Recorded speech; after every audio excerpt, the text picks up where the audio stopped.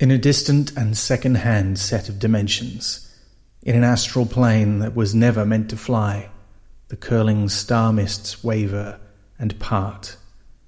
See, great Atuan the turtle comes, swimming slowly through the interstellar gulf, hydrogen frost on his ponderous limbs, his huge and ancient shell pocked with meteor craters. Through sea-sized eyes that are crusted with rheum and asteroid dust, he stares fixedly at the destination. In a brain bigger than a city, with geological slowness, he thinks only of the weight.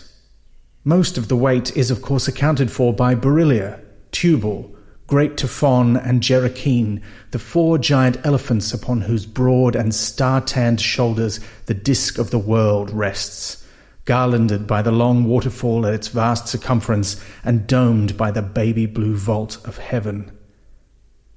Astropsychology has been, as yet, unable to establish what they think about.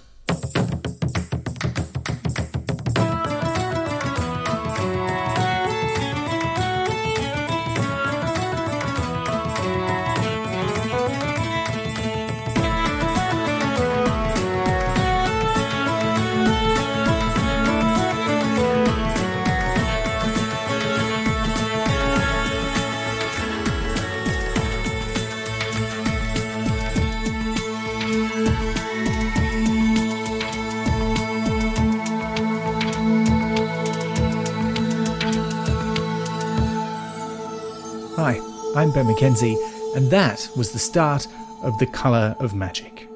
Inspired in part by the success of The Hitchhiker's Guide to the Galaxy, and a lot by his own Dungeons & Dragons campaign, previous stories, and a bunch of other authors' fantasy novels he wanted to poke fun at, Terry Pratchett's first Discworld novel was first published on the 24th of November 1983, the day after the 20th anniversary of Doctor Who, as it happens. That first edition was a hardcover run of around 500 from Colin Smythe, the publisher who had taken a punt on Terry's previous 3 books and became his literary agent. 1983 was the same year as Isaac Asimov's The Robots of Dawn and McCaffrey's Moretta, Dragon Lady of Pern, 2 different novels by Robert Jordan starring Robert E. Howard's Conan the Barbarian, and, perhaps most significantly, Marion Zimmer Bradley's The Mists of Avalon. And of course, 1983 was the year a lot of other books by authors not widely remembered 40 years later were also published. The Colour of Magic didn't make an immediate splash, though it would eventually. And as is usually the case, you can't put success down to any one thing. Yes, the speculative fiction fans who got hold of it were enthusiastic. Yes, Colin Smythe made a canny decision to get Pratchett out of his existing paperback contract and switch him to Corgi. And yes, the book being picked up for serialisation by BBC Radio's Women's Hour 6 months later brought it to the attention of an entirely new audience. Were those things enough? Who knows? The paperback was released more than a year later in January 1985 with a new cover by Josh Kirby and accompanied by one interview for Space Voyager magazine with a young journalist few people had ever heard of named Neil Gaiman. The rest, as they say, is history. But then everything is history after the fact. I'm not here to tell the story of The Colour of Magic, but rather to look at what it started. One of the longest and most beloved fantasy series of all time, which propelled its author to the tops of bestseller lists and into the hearts of readers all across the globe. Pratchett, while seemingly self-assured of his ability as a writer and the quality of his work, never took Discworld for granted. On Discworld's 21st anniversary in 2004, he wrote of a general state of amazement about his success that never left him, a slight feeling that it was happening to someone else. But he also acknowledged that it rumbles on, this business, when annotating those words a decade later. And here we are, 40 years after the publication of that first Discworld book, celebrating the Ruby anniversary, part of a worldwide community of fans, podcasters, obsessives, and, importantly, folks who just like reading the books and probably wouldn't consider themselves any of the other things in that list. But why? What is it about the Discworld novels that's made them so popular, so enduring? I thought it would be a nice way to mark the 40th anniversary to try and find out. Of course, it it won't be just one thing. There's no correct objective answer. Art laughs at that sort of thing. But there are some themes that emerge when you ask folks to talk about the Discworld success, which is exactly what I've done. But before we get onto the Discworld as a whole, let's take a moment to consider the colour of magic. We discussed it on Pratchett 5 years ago, and then, as now, I felt that while it was certainly very different from what would come later, it still felt pretty assured. It had a voice, a style, a sense of humour, all things Terry would continue to develop and improve, but that exist in no small measure in the colour of magic right at the start. Except it's not quite accurate to say that was the start, is it? Here are Jason and Rachel of the Better Than a Poke in the Eye newsletter, formerly known as Discworld Monthly. I think it was a long time in the planning. If you've read the new Stroke of the Pen, there's some very interesting ideas in those stories. So they weren't Discworld stories because it predated Discworld, but the ideas were very much Discworld. So there was locations that were Discworld rated. In one of the stories, he talks about cutting his own throat, making an offer. So, which obviously became Cut My Own Throat Dibbler. It goes into the library where there's all the books writing themselves, all the biographies writing themselves, which later obviously got developed into a part of Discworld. So it might have only started it 40 years ago, but I think he was probably planning it 20 years before that. Yeah, or little bits of it at least. You know, because the Quest of the Keys, as soon as you start reading It's a Wizard in Morpork, it's like, yeah, you're talking about Rincewind sat in a broken drum. That's actually what you're talking about, Terry. He just hadn't bifurcated the city at that point. Yeah. If you've read more than one Terry Pratchett book, then you've probably seen him trying stuff out. Variations of jokes and ideas crop up in short stories, well before they appear in novels. Characters return and develop over time into very different people. A gag in a footnote becomes the plot of an entire book.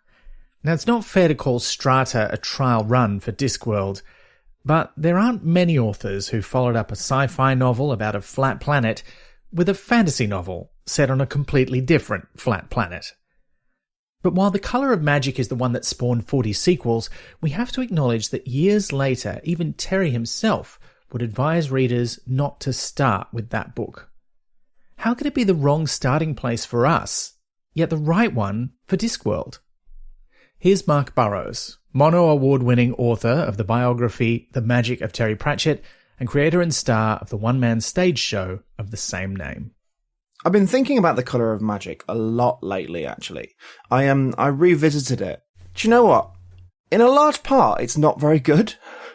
Like, there's a lot in The Colour of Magic that does not stand up, right? The fantasy references are so niche and specific that if you've not read certain 1970s and 60s bad fantasy novels, and some good fantasy novels, then you're missing jokes. There are clunky jokes in it, like really clunky jokes in it. Terry has this gift, as he goes on, of never writing a joke that you don't get. You either get the jokes or you don't notice them, right? You don't get the reference, so you don't notice it's there, and that's genius. That's difficult to do, and Terry's brilliant at it. This is very rare in a Discworld novel where you go, I don't get that. And it's because he hides the jokes really well, and you will learn something and you'll go back to it and go, oh, you absolute bastard. The Colour of Magic doesn't do that. In fact, The Colour of Magic has howling clunkers, like the reflected sound of underground spirits gag.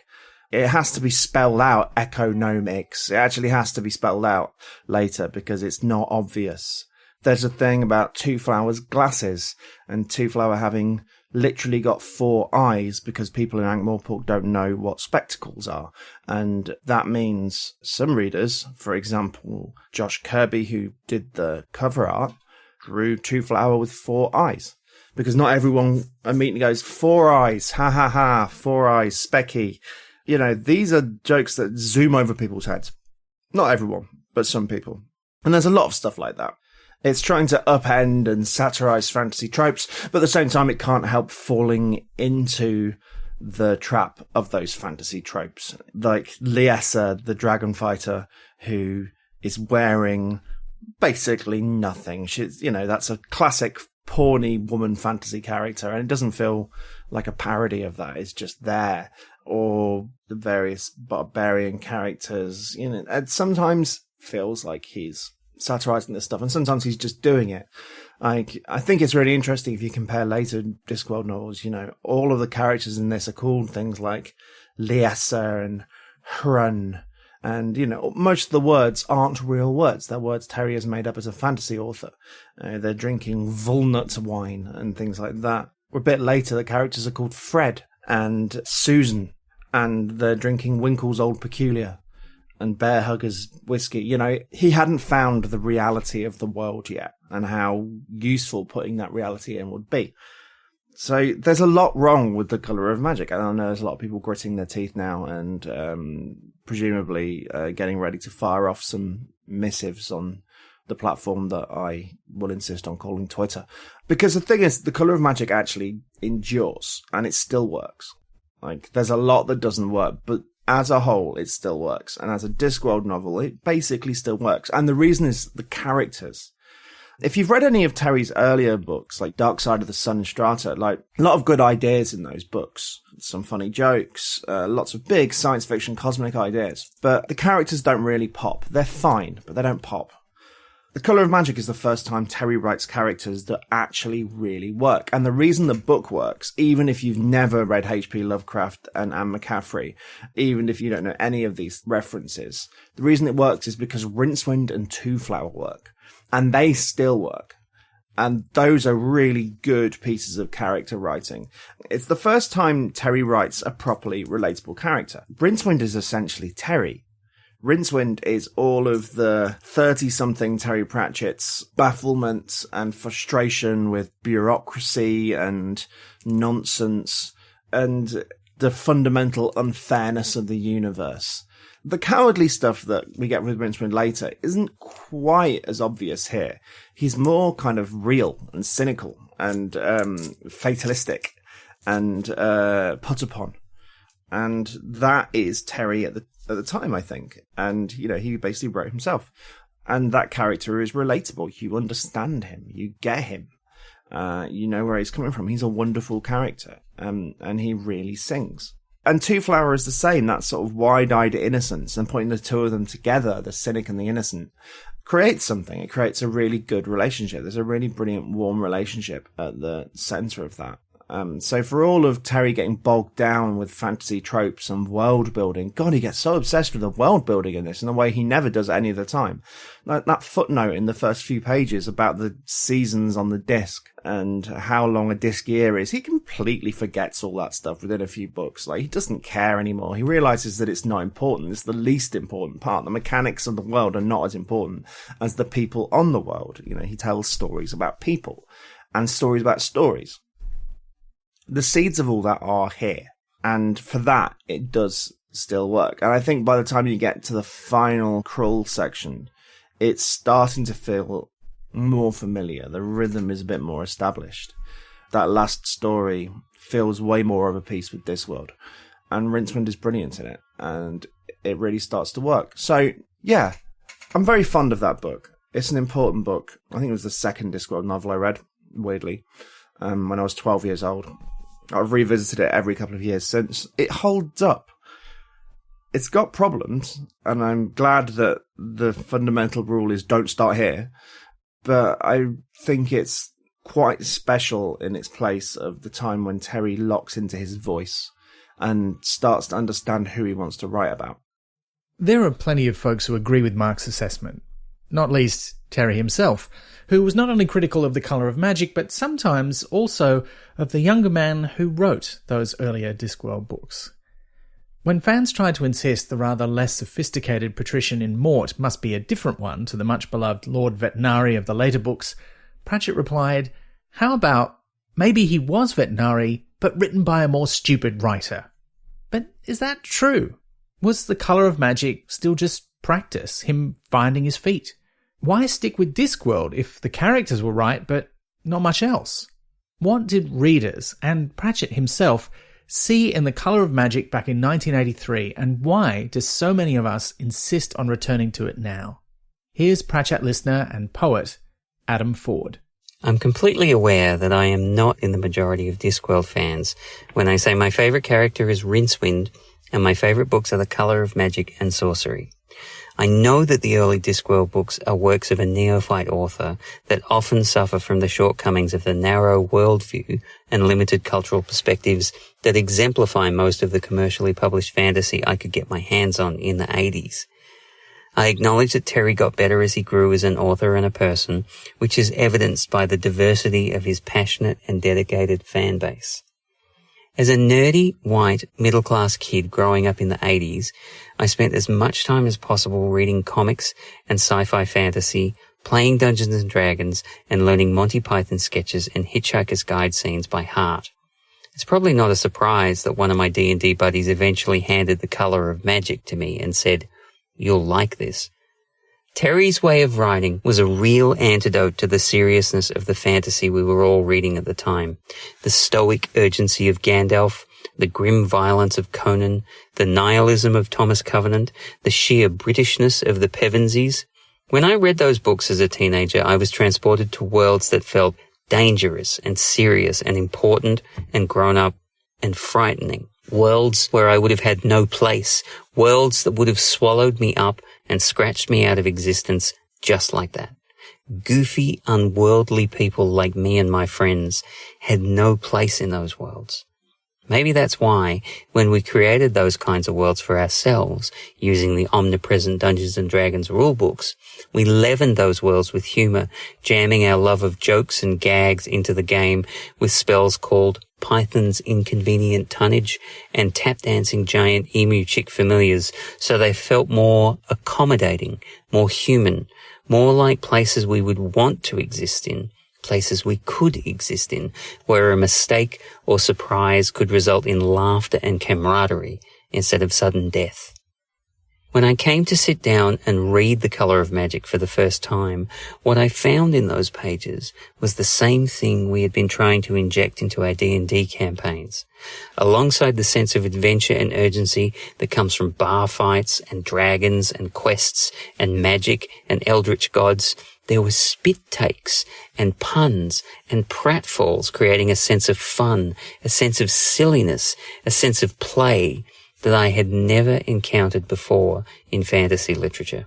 And stumbling through it all, alongside the heroes and monsters and gods, was Rincewind, a hapless, failed wizard who never truly felt in control of anything. Now that's the kind of fantasy protagonist my teenage self could really identify with. It's not a stretch even now, all these decades later. So when I think of The Color of Magic, that's what I think of, and what I'm grateful for.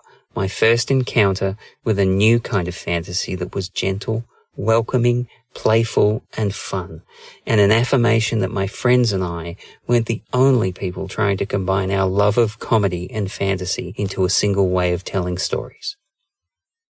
So even in the very beginning, the Discworld is a welcoming place.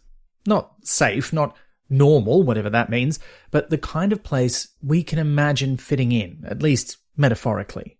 If there's room for a wizard who can't cast spells, surely there's room for all of us. That's not to say he made a world that's truly universally welcoming, and Adam kind of touched on this. Discworld is the invention of a straight, white, working-class British man from the southwest of England, and while it escapes some of the boundaries you might expect from such origins, that influence is always there. You see it in which parts of the disc are treated as exotic, in the places where Pratchett's meticulous research gives way to what feel like tired stereotypes and assumptions, in the jokes levelled at certain kinds of people for their appearance and nature when it's something he rails against everywhere else. Those are things we've touched on in Pratchett, and I hope to revisit some of those issues another time.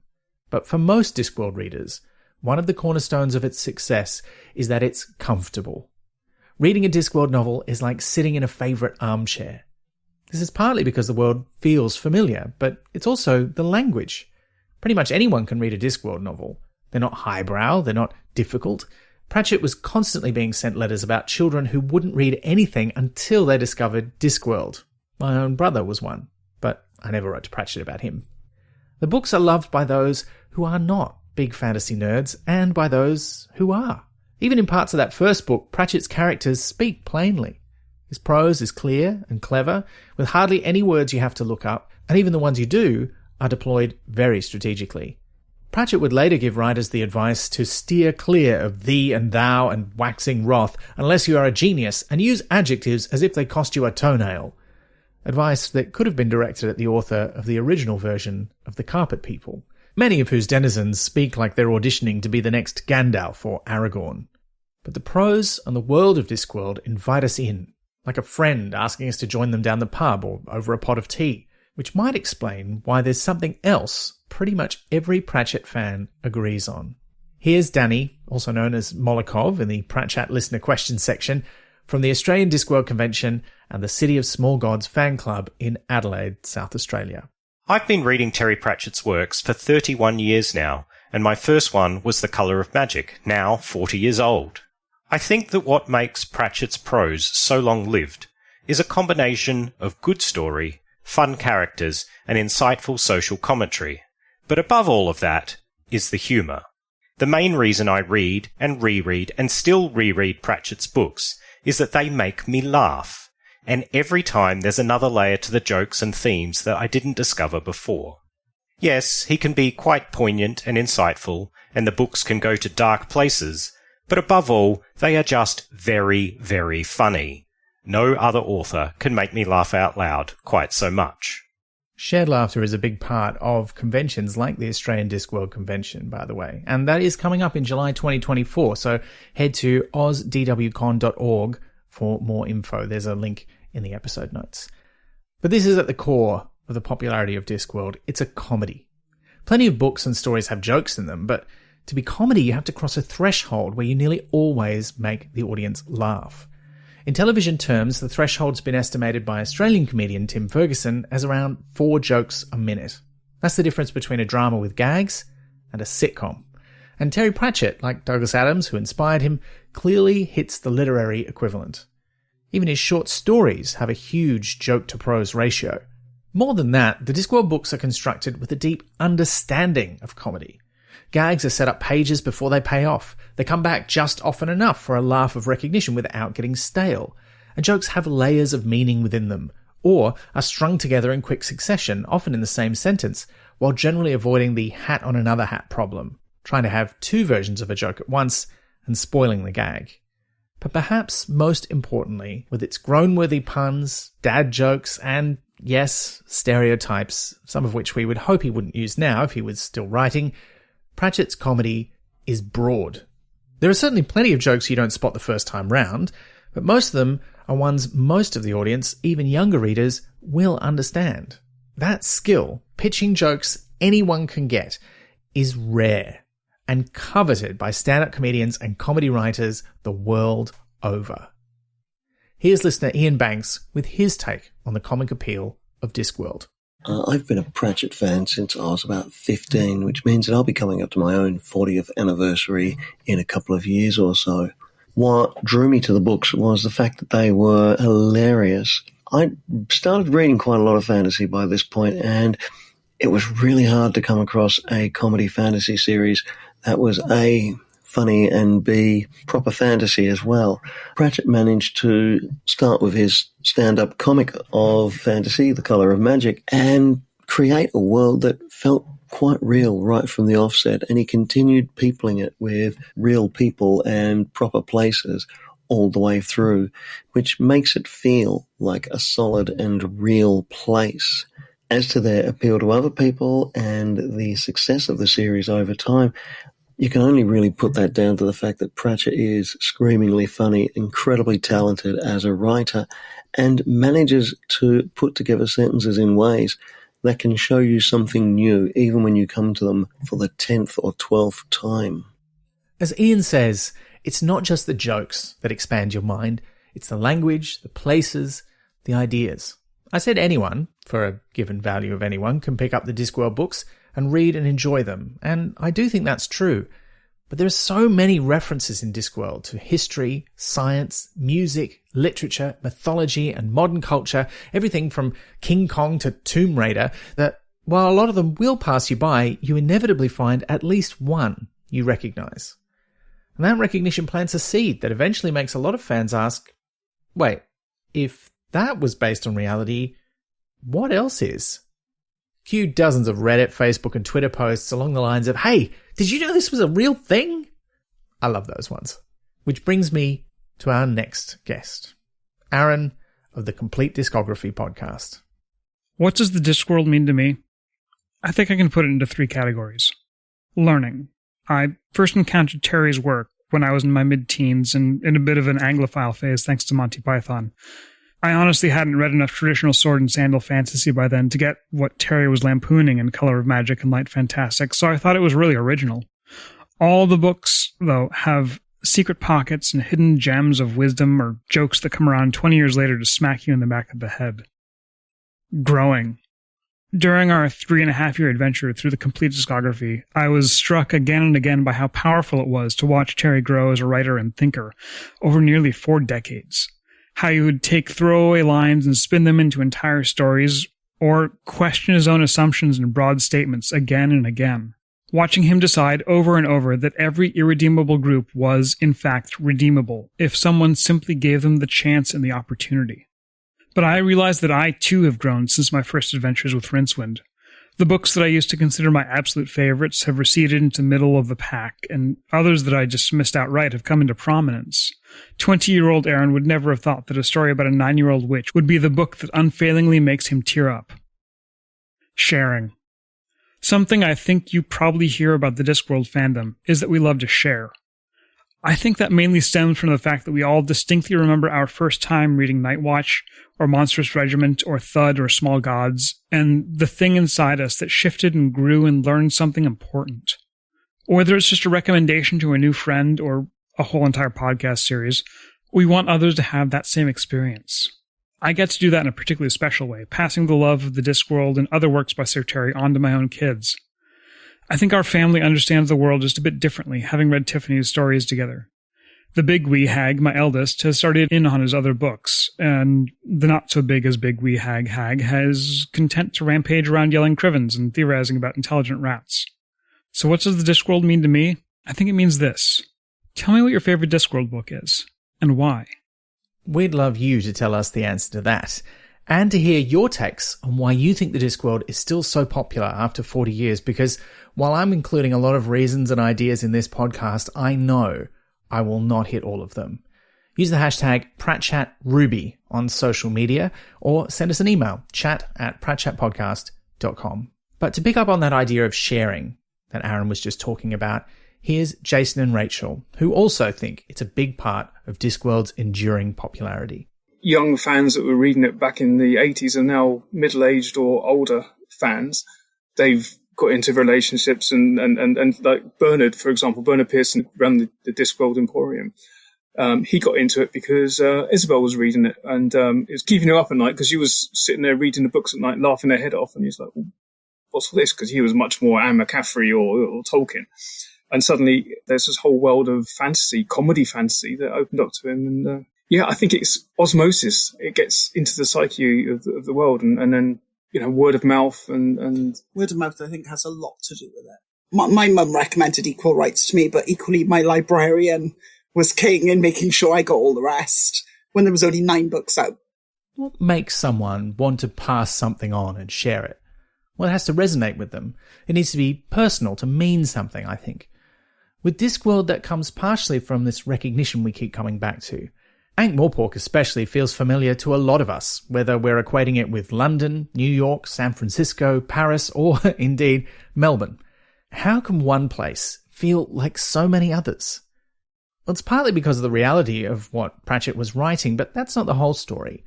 Take the Shades, for example. Here's Rachel and Jason again. There's a little town not far from where Terry lived, and it's got lanes exactly. The Mended Drum is the pub. It's now a tea rooms. That is the Mended Drum. The look of it, everything. It's that pub. And the cobbled streets. And the cobbled streets and the little lanes. And because we travel through these places all the time, and they're the same places that Terry drove through all the time, you can see exactly what he was describing and where those influences came from. And I think, especially for, and I'm going to say it for all of us lot that live in the south of England and south of Wales and travel through these places, it becomes so natural to us. To me, Dunster Castle in Minehead is Lanka, 100%. It's got all the looks. It's the castle up on the hill with the village next to it, and with the market in the middle of the town, and it's a one street town. It's exactly as he describes or puts the image of Lanka in your head. And I think for a lot of British fans, especially, that they see it, they go, yes, that's that. Without. I think the beauty of his writing is he doesn't make it too rigid. He describes loosely what the place is like and allows you to fill in the gaps. So it always fits with your imagination because he's left enough room for your imagination to fill in the gaps. And it's like the forgeries that he talks about when Moise van Lipwijk is doing the forgeries. It's about getting the feel right rather than necessarily all the details. He gets the human psyche. It doesn't matter where you live or where you come from. The elder ladies of the village are the people that will deal with the births and the deaths and the illnesses. And they're the ones that will check in on the bloke down the road who's on his own after his wife died. Those kinds of things are universal no matter where you are. And I think that was something Terry was very, very good at picking up at. And I'm going to say using rather than, I was going to say exploiting, but using them in his stories to round out the people he was talking about. And that's universal no matter where you live. And he was a sponge. He absorbed everything. If you had a conversation with him, you knew he was listening to that conversation and he would pick up things in that conversation and possibly use those later on. He would just listen to everything and believe everything. And he was a good observer of life. I think he enjoyed watching stuff and listening to stuff and understanding it. And I love the fact that he would, one of the things I love in his stories is you're reading a sentence and you think, oh, I know where this is going. And then there'll be a big U-turn at the end because, Terry would just play with words and ideas and whatever you think you knew about him, you probably didn't. It's one of the things we often say is that I would never second guess what Terry was thinking at any one point because I can guarantee you'll be wrong. Yeah. And that is actually one of my real pet hates on social media. I'm a moderator for quite a few social media communities. And when people go, I think Terry would have, and I was like, nope, I'm not approving that post because you're wrong. You're wrong. Doesn't matter what you're saying. You think you know what Terry would think. Nah, don't work. I can guarantee you that he would have his own take on it and whatever you think, it's not going to be right. There's a sense in which Terry is absent from Discworld. Of course, he poured a lot of himself into the books, his interest, his sense of humour, his sharp journalistic observations of life. But he also made sure not to put too much of himself in there, or into his public author persona. He was, for a public figure, astonishingly private, and as Jason and Rachel put it, we just don't know what he really thought about a lot of things. Instead, he articulates human feelings and experiences that feel universal to us. The frustration of being ignored or overlooked, of not fitting in, of being judged based on others' assumptions about you rather than who you truly are. But most of all, the rage we all feel at injustice. Neil Gaiman highlighted that anger as a central theme of Terry's work and life in A Slip of the Keyboard, and it's expressed throughout the Discworld. Most obviously, it's expressed by Granny, Vimes, and Tiffany, but also by so many other characters and the authorial voice right from the beginning. Rincewind rails against the ridiculousness of his fantasy universe. Granny and Esk refuse to be told no by the crusty old men of Unseen University.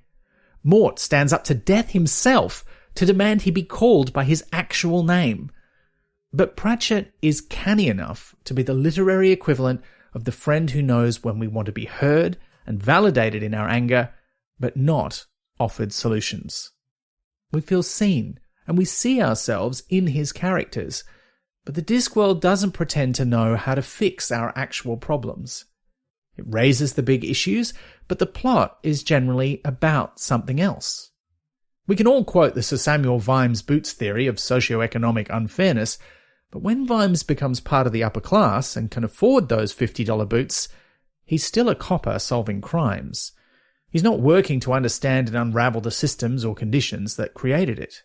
That wouldn't make for a great fantasy adventure novel, of course, and unlike Bruce Wayne and Batman, who cop this criticism as well, he doesn't live in a city that's meant to reflect our modern world. Not so directly, anyway. The upshot of this approach is that everyone can feel seen and validated, but without having their worldview shaken. The default position of Discworld is, things aren't great, but they could be much worse.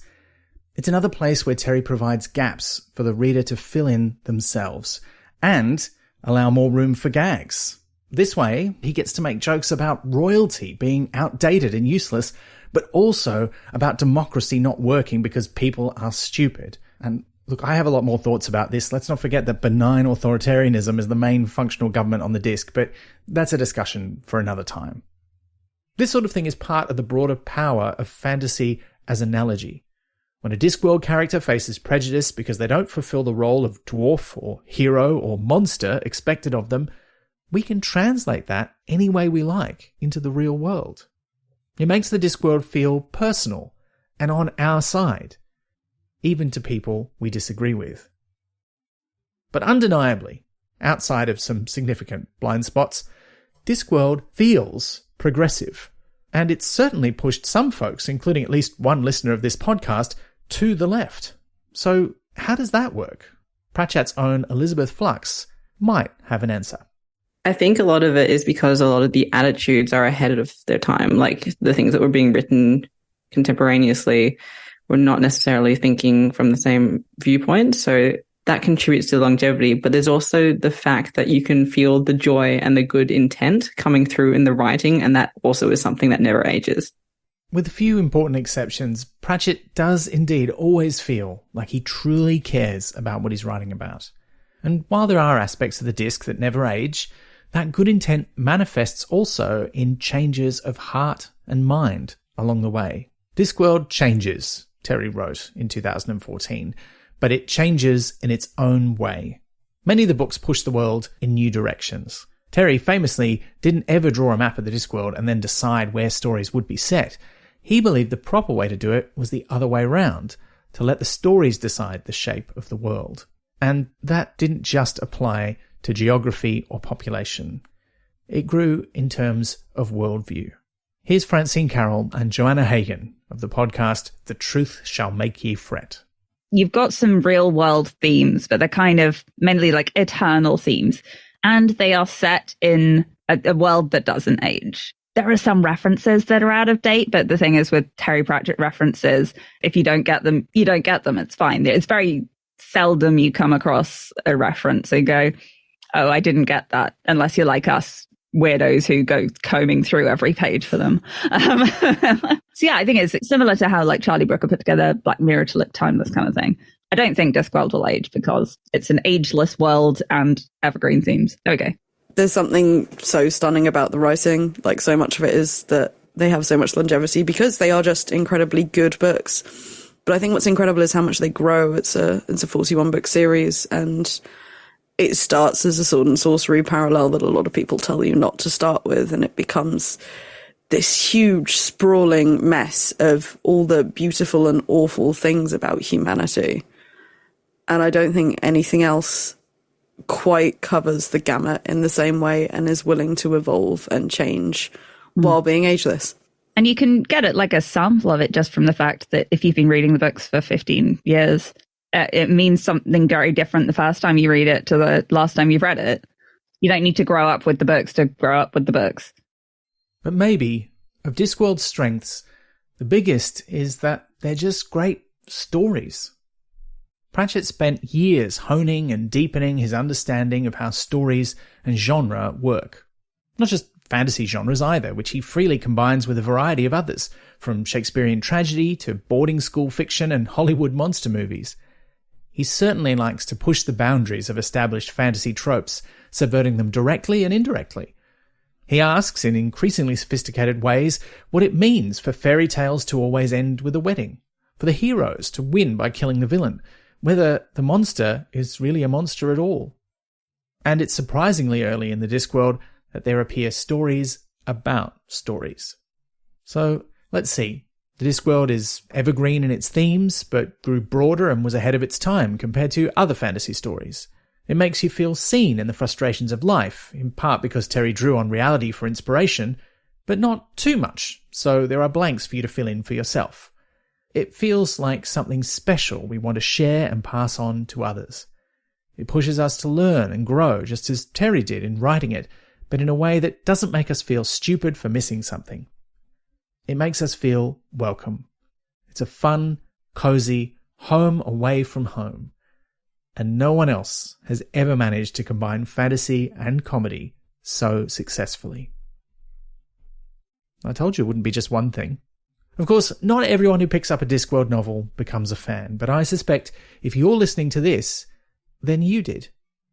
For us, after that first one, it's turtles all the way down, no matter whether your first was The Colour of Magic or the more often recommended books like Mort, Weird Sisters, Guards, or Going Postal. Or even something that at first seems a really weird choice, like The Fifth Elephant or I Shall Wear Midnight. No matter whether you have half a dozen battered paperbacks on a shelf you come back to every couple of years, or if you run a huge fan convention on a similar schedule, or any level of love for the disc in between, I can't help feeling that when you read that first Discworld novel, you too felt the world that lay beyond. You felt, in fact, a little like a certain wizard at the end of The Colour of Magic. Below, the whole universe twinkled at Rincewind. There was Greater Tuin, huge and ponderous and pocked with craters. There was the little disk moon. There was a distant gleam that could only be the potent Voyager, and there were all the stars, looking remarkably like powdered diamonds spilled on black velvet, the stars that lured and ultimately called the boldest towards them. The whole of creation was waiting for Rincewind to drop in. He did so. There didn't seem to be any alternative. Happy birthday, Discworld. And thank you, Terry Pratchett. Thanks also to all of the guest contributors to this episode, Rachel and Jason of Better Than a Poke in the Eye, Mark Burrows, Adam Ford, Danny from the Australian Discworld Convention, Ian Banks, Aaron Olson of The Complete Discography, fellow Pratchetter Elizabeth Flux, and Francine Carroll and Joanna Hagan of The Truth Shall Make Ye Fret. You've been listening to a special episode of Pratchat, the monthly Terry Pratchett Book Club podcast with Ben McKenzie. That's me. Pratchat is produced and edited by me on the unceded land of the Wurundjeri and Woiwurrung peoples of the Kulin Nation. Our music is by David Ashton. We're on social media as Pratchat or Pratchat Podcast, and you can listen to past episodes and support the production of new ones via pratchatpodcast.com. Join the conversation for this episode using the hashtag PratchatRuby. And Liz, I'm sorry about the Cosmic Turtle intro. Pratchat is brought to you by Splendid Chaps Productions. We make entertainment for your ears, like the Doctor Who podcast Splendid Chaps and time travel comedy series Night Terrace. To find out more, visit splendidchaps.com.